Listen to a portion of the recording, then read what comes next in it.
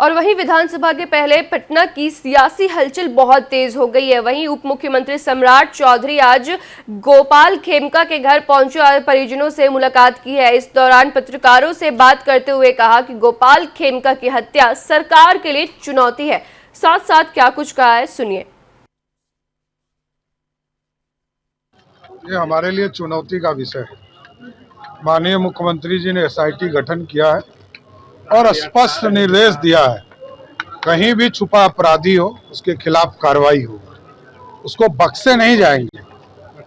और बिहार पुलिस पूर्ण रूप से पूरी तरह आम व्यवसायियों की सुरक्षा करेगा और ये पूरी तरह सुनिश्चित भी करेगा कि आगे के दिनों में इस तरह की कोई घटना नहीं हो और इस घटना को पूरी तरह तह तक जाने का काम सरकार खींच के निकाला जाएगा। कहीं भी पूरी तरह ये किसी भी कहीं भी छुपे हो, चाहे अपराधी हो और या अपराधी रचने वाले लोग।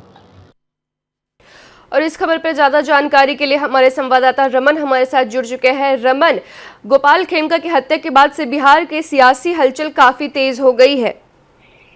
जी श्रेया, मैं आपको बताना चाहूंगा कि परसों देर रात बिहार के बड़े उद्योगपति गोपाल खेमका की सरेआम हत्या कर दी गई और उसके बाद कहीं ना कहीं ये एक राजनीतिक विषय हो गया है। कहीं ना कहीं तमाम जो बड़े नेता हैं अलग अलग दल के, वो उनके आवास पर उनके अंतिम दर्शन के लिए और उनके परिजनों का ढांढस बढ़ाने के लिए उनके आवास पर पहुंच रहे हैं। वहीं आज बिहार के डिप्टी सीएम सम्राट चौधरी भी वहां पहुंचे और उन्होंने उनके परिवार से मिलकर कहा कि इस पर जो है बड़ी कार्रवाई होगी। साथ ही साथ पत्रकारों से बातचीत के दरमियान उन्होंने कहा कि सरकार के लिए बड़ी चुनौती है जिस तरह से अपराधियों ने बिहार में जो है, और खासकर राजधानी पटना की अगर बात कर ली जाए तो बड़े उद्योगपति माने जाते रहे हैं गोपाल खेमका। उनके बेटे की भी आज से लगभग 6 साल पहले इसी तरीके से हाजीपुर इंडस्ट्रियल एरिया में गोली मारकर हत्या कर दी गई थी और उसके बाद कहीं ना कहीं गोपाल खेमका की हत्या सरकार के लिए एक चुनौती बन चुका है और उन्होंने साफ तौर पर कहा है कि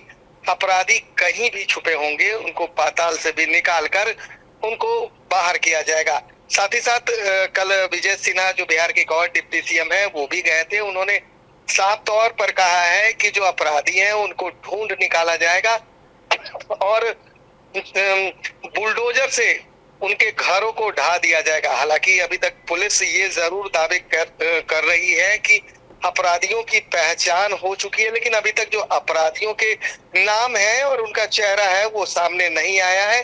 अभी तक ये जरूर बताया गया है कि जो अंतिम लोकेशन उन अपराधियों का बताया गया था वो हाजीपुर इंडस्ट्रियल एरिया में ही बताया गया था और कहीं न कहीं तार जो है वो जमीन के कारोबार से जोड़ा जा रहा है। आपको बताते चले कि गोपाल खेमका बड़े समाज सेवी थे, अलग अलग संगठनों से जुड़े हुए थे, साथ ही साथ बड़े यहाँ के उद्योगपति भी थे।